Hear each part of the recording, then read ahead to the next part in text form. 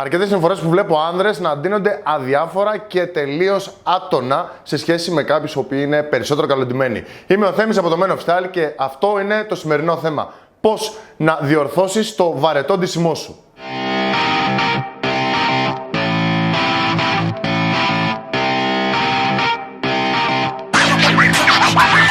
Υπάρχουν αρκετοί λόγοι που ντύνεσαι και έχεις τελικά ένα αδιάφορο ντύσιμο. Μπορεί να μην ξέρεις, μπορεί να βαριέσαι, μπορεί έτσι να είναι όλο το περιβάλλον σου και να πιστεύεις ότι αυτό είναι το φυσιολογικό. Όμως, όταν ένας άνδρας ντύνεται βαρετά, περνάει στο παρασκήνιο και σίγουρα δεν τον προσέχει καμία γυναίκα.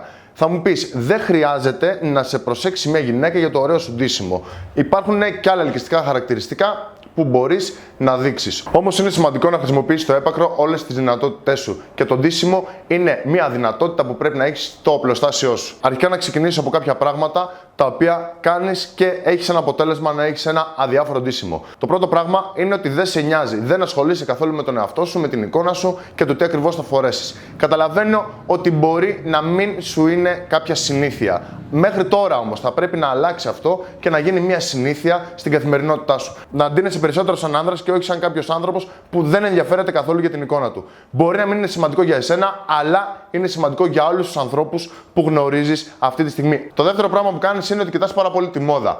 Θέλεις να εξελίξεις λίγο τον ντύσιμό σου και να το αλλάξεις από βαρετό σε πιο ενδιαφέρον και ανοίγεις κάποιο site, κάποιο περιοδικό και βλέπεις ίσως μια επίδειξη μόδας. Με τη διαφορά όμως ότι στη μόδα ή σε κάποια επίδειξη μόδας και στα περιοδικά θα δεις ή πολύ ακραία πράγματα ή πολύ μουντά, πολύ αδιάφορα, πολύ απλά ρούχα. Γιατί τα πολύ ακραία πράγματα είναι για κάποιους που θέλουν να αναδείξουν κάτι καινούριο στη μόδα, άρα λίγο δύσκολα θα το φορέσεις και καλύτερα μεταξύ μας τώρα εδώ που τα λέμε να μην το φορέσεις, να μην βάλεις πολύ ακραία πράγματα, να μην γίνεις κανένα fashion icon ή fashion victim καλύτερα. Αλλά όταν βλέπεις πολύ απλά ρούχα σε μια επίδειξη μόδας, ο συγκεκριμένος οίκος θα θέλει να δείξει κάποιο είδος γραμμής. Αν δεις κάποια απλά ρούχα σε κάποιο περιοδικό, η διαφορά είναι ότι δεν υπάρχουν άλλα ερεθίσματα. Τα απλά ρούχα έχουν σκοπό ουσιαστικά να τονίσουν το πρόσωπο του ανθρώπου.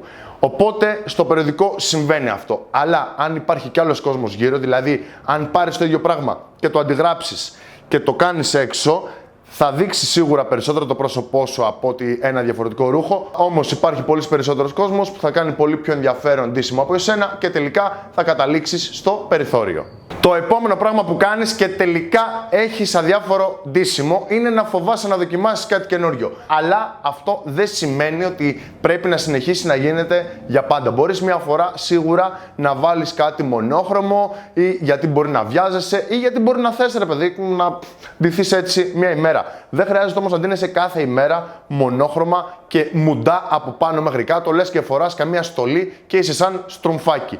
Πρέπει να βάλεις κάποια στιγμή κάτι το οποίο θα είναι λίγο πιο ιδιαίτερο στο ντύσιμό σου για να αναδείξει την καλαισθησία και το γούστο σου. Το τελευταίο πράγμα που πρέπει να σταματήσεις να κάνεις είναι να νομίζεις ότι τα ξέρεις όλα. Ας μην αναλύσω αυτή τη στιγμή ό,τι μου έρχεται στο μυαλό για τους ξερόλες. Προσωπικά στη φιλοσοφία μου είναι ότι πάντα είμαστε μαθητές και έχουμε να μάθουμε κάτι. Έτσι λοιπόν και στη μόδα, ακόμα και αν ντύνεσαι καλά ή αν δεν ντύνεσαι καλά, έχει ανοιχτό μυαλό, έχει τα μάτια σου ανοιχτά και να είσαι πάντα πιο ανοιχτός στο να δεχτείς κάποια κριτική. Δέξου ότι υπάρχουν άνθρωποι που κάνουν πολύ καλύτερα αυτό που κάνεις εσύ ή το κάνουν επαγγελματικά και όταν κάποιος το κάνει επαγγελματικά είναι λογικό να είναι καλύτερος. Οπότε δέξου κάποια κριτική ή δέξου κάποια συμβουλή ώστε να βελτιώσει το στυλ σου και να γίνει πολύ καλύτερο από αυτό που είναι μέχρι σήμερα. Τώρα τι να ξεκινήσεις να κάνεις. Αυτό που θα σου πω είναι αρχικά να βάλεις κάποιους κανόνες. Μπορεί να μην σου αρέσουν οι κανόνες, όμως οι κανόνες δημιουργήθηκαν για να κινείσαι ή να ξέρεις ότι κινείσαι στο σωστό μονοπάτι. Το σωστό και το λάθος για τον καθένα είναι διαφορετικό. Όμως θα υπάρχουν κάποιοι κανόνες για το στυλ που επιθυμείς να δείξεις που καλό είναι να τους γνωρίζεις.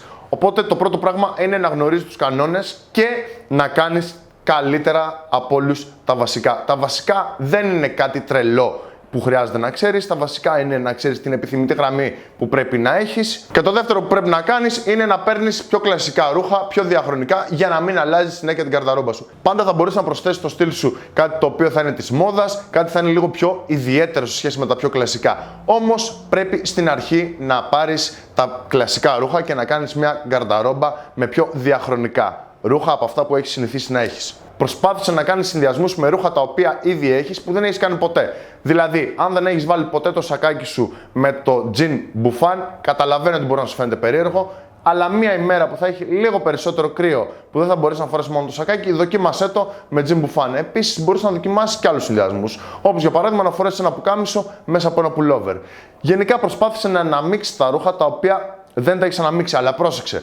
Δεν σημαίνει ότι αναμειγνύω τα ρούχα και δοκιμάζω κάτι και ωραία βγαίνω έξω κατευθείαν. Αυτό που πρέπει να κάνεις είναι πάντα να κοιταχτείς στον καθρέφτη και να σου αρέσει αυτό που βλέπεις. Όμως είναι ένας πολύ καλός τρόπος ώστε να γίνει το στυλ σου περισσότερο ενδιαφέρον. Να κάνεις κάποιους συνδυασμούς που δεν έχεις προσπαθήσει μέχρι τώρα. Το τελευταίο πράγμα που σου προτείνω να κάνεις για να γίνει το στυλ σου περισσότερο ενδιαφέρον και να μην περνάς πλέον απαρατήρητος είναι να βάλεις λίγο χρώμα στη ζωή σου. Δηλαδή, μπορεί να σου αρέσουν τα γκρι, τα μαύρα, τα μπλε, όμως αυτόματα, αν σε ένα σύνολο από αυτά που είπαμε βάλεις ένα καφέ παπούτσι και ένα πράσινο μπουφάνι ή ένα μπορντό σακάκι ή κάτι πιο ιδιαίτερο από αυτά τα διάφορα χρώματα, τότε σίγουρα το στυλ σου θα γίνει πιο ιδιαίτερο και δεν θα είναι πια τελείως αδιάφορο. Το χρώμα σε συνδυασμό με κάποια υφή μπορεί να κάνει το στυλ σου τελείως διαφορετικό. Για παράδειγμα, άλλο να φορέσω ένα γκρι σακάκι ή ένα navy σακάκι και άλλο να φορέσω ένα μπορντό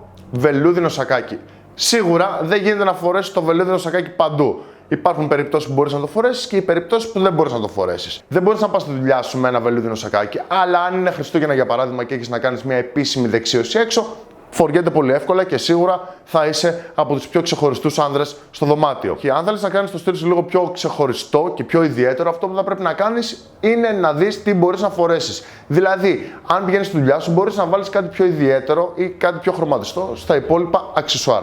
Όπως καπέλο, γάντια, ζώνη ή τσάντα και αμέσως το στυλ σου θα δείξει τελείως διαφορετικό. Κλείνοντας, να σου πω ότι αν μάθεις να κάνεις το ντύσιμό σου περισσότερο ενδιαφέρον, θα γίνεται όλο και περισσότερο διασκεδαστικό για εσένα. Και αυτό είναι η τελευταία μου συμβουλή. Ό,τι και να κάνεις, να το κάνεις για εσένα. Ήμουν ο Θέμης από το Men of Style και σε αυτό το βίντεο είδες πώς να κάνεις το ντύσιμό σου πιο ενδιαφέρον. Μέχρι την επόμενη φορά, γεια χαρά!